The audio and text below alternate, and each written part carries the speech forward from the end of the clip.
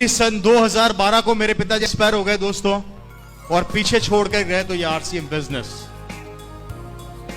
आज उनकी मेहनत के कारण ये रवि शर्मा जो आज आपके सामने खड़ा है, पूरी जिंदगी बदल गई मेरी। आज मेरी लाइफ स्टाइल बदल गई। मेरी कॉलोनी का सबसे बड़ा बंगला मेरा है। हेलो, मेरी कॉलोनी का सबसे बड़ा बंगला मेरा है आरसीएम के कारण।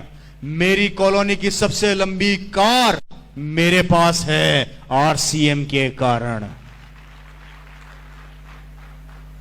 हेलो, महीने के 15 दिन 32,000 फुट की ऊंचाई के ऊपर लंच, ब्रेकफास्ट और डिनर करता हूं मेरे दोस्त।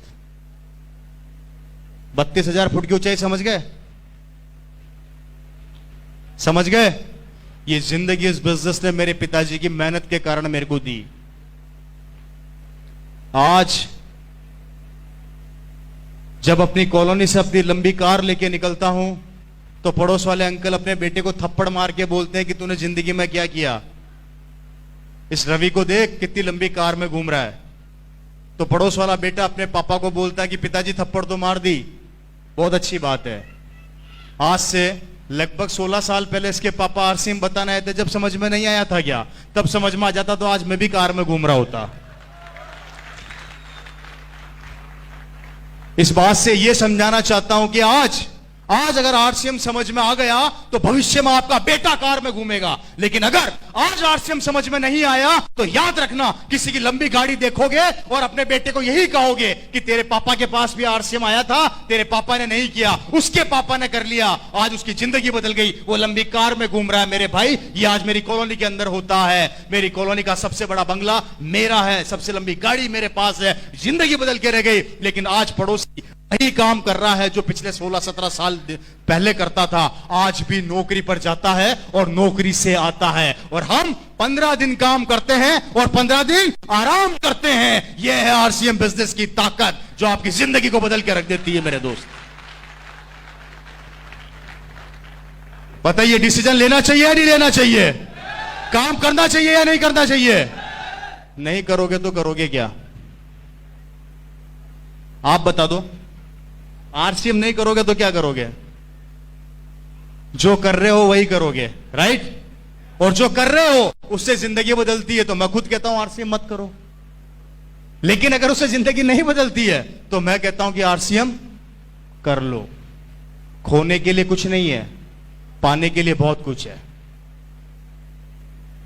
आपको करोड़ों रुपए नहीं लगाने, आपको अरबों रुपए नहीं लगाने, आपको कुछ भी नहीं लगाना, आपको डिसीजन बदलना है। मेरे दोस्तों, बचपन से हल्दी, धनिया, मिर्ची, तेल खाते आ रहे हैं। बचपन से हमने खरीदा, हमारे से पहले हमारे दादा ने खरीदा, उनके परदादा ने खरीदा। आज तक जो भी सामान खरीदते आ रहे हो, किसी न किसी को करोड़पति बनाते जा रहे हो। सही कह रहा हूं या गलत कह रहा हूं जी? कहां से लेके आते हो सामान? बाजार से। थोड़ी सी पिक्चर दिखाता हूं, थोड़ी सी ध्यान से देखिएगा। इसको आगे आ जाएगा एक बार, इसको आगे ले आइए। भैया, नींद तो नहीं आ रही है आप लोगों को? बात समझ में आ रही है कि नहीं आ रही मेरी? हेलो, आपको इसका थोड़ा सा मार्केटिंग प्लान समझाने की कोशिश कर रहा हूं, ध्यान से देखिएगा। बड़ी प्यारी चीज है। आप लोगों को यह बताया गया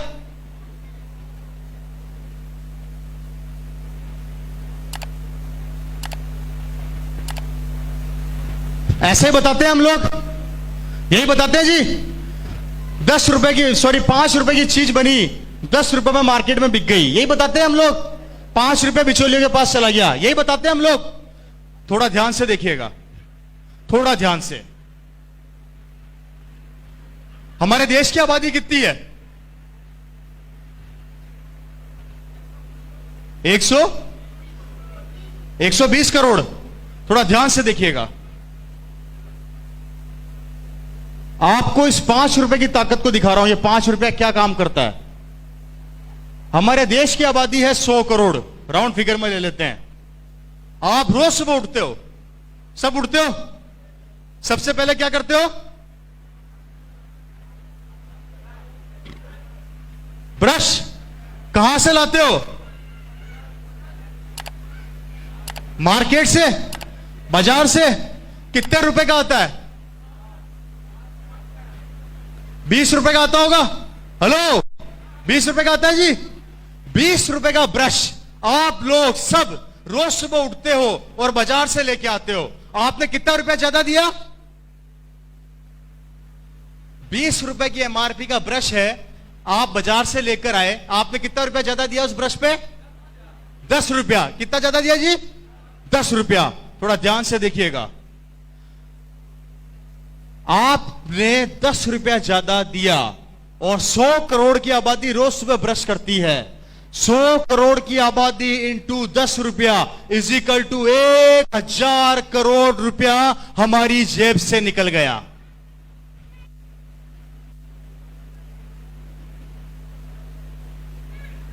कैसा लगा? आप ब्रश खरीदा है तो उसके ऊपर क्या लगाओगे? पेस्ट। पेस्ट कहां से लेके आते हो? बाजार से। 30 रुपए का पेस्ट आता है, 15 रुपया ज्यादा दिया और वही 100 करोड़ की आबादी ने फिर ब्रश किया। 15 रुपया इजिकल टू 1500 करोड़ रुपया हमारी जेब से फिर निकल गया। कैसा लगा भाई? बात समझ में आ रही है कि नींद आ रही है भाई? है जी? आ रही है ना? कितना रुपया निकला? आप नहाते भी होंगे, साबुन कहां से लाते हो? फिर बाजार से लेके आते हो। मेरी बात को ध्यान से समझना मेरे भाई, हम सुबह से शाम तक कम से कम हजारों प्रोडक्ट बाजार से लेकर आते हैं, जिसका नतीजा देखो क्या होने वाला है। 100 करोड़ की आबादी साबुन बाजार से लेके आती है। अगर 20 रुपए का साबुन आता है तो आपने फिर 10 रुपया ज्यादा दिया, इज इक्वल टू 1000 करोड़ रुपया। इससे आगे नहीं बताऊंगा। अगर सारे दिन की कैलकुलेशन बता दी तो पागल हो जाओगे। आप सिर्फ उठे, आपने ब्रश किया, उस पे पेस्ट लगाया और नहाए, हमारी जेब से पैसा निकला लगभग 3500 करोड़ रुपया। और ये 3500 करोड़ रुपया निकल के इन बिचौलियों की जेब में चला गया, जिसका नतीजा है ये लोग बड़े बड़े बंगलों में रहते हैं, बड़ी बड़ी गाड़ियों में घूमते हैं, इनके बच्चे बड़ी बड़ी स्कूलों में पढ़ते हैं, ये लोग विदेशों की यात्रा करते हैं। गरीबी क्या होती है इन्हें नहीं पता होता। इनके बच्चे बड़ी बड़ी स्कूलों में जाते हैं, ये जिस चीज पे हाथ रखते हैं इनकी हो जाती है। और आप और मैं जो इनको ये करोड़ों रुपया देते हैं, यहीं पे पड़े पड़े सड़ते रहते हैं, मरते रहते हैं, समझौता करते रहते हैं, लोगों के आगे गिड़गिड़ाते रहते हैं, भीख मांगते रहते हैं, रिक्वेस्ट करते रहते हैं, उधार मांगते रहते हैं, लोन मांगते रहते हैं और लोन चुकाते चुकाते एक दिन भगवान को प्यारे हो जाते हैं। यह है हमारे मार्केट का कड़वा सत्य, जिसे हम नहीं समझना चाहते। कैसा लगा?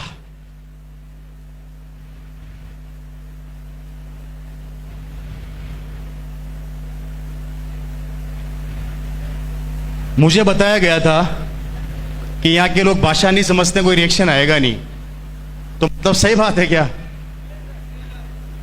इतना सन्नाटा क्यों है भाई? है जी? कैसा लग रहा है? मेरी बात को ध्यान से सुनिएगा। ये वो 3500 करोड़ रुपया है जो इनके पास जा रहा है और हम दे रहे हैं और हम देते रहेंगे। हमने दिया, हमारे दादा ने दिया, हमारे परदादा ने दिया, हमारे बच्चे भी देंगे और उनके बच्चे भी देंगे। देना तो पड़ेगा, देना तो पड़ेगा। और आरसीएम कहती है इस 3500 करोड़ का 40% पैसा अगर मैं आप लोगों में बांट दूं, कितना होता है जी?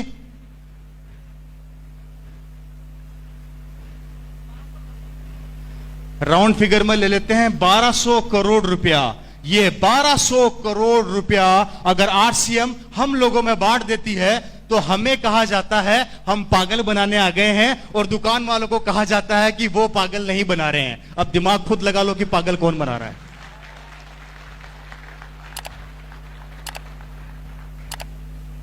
पैसा तो जाएगा, इस दुकान से नहीं खरीदोगे तो उस दुकान से खरीदोगे, पैसा तो देना पड़ेगा। और जब देना ही है तो आरसीएम क्यों ना दो मेरे भाई?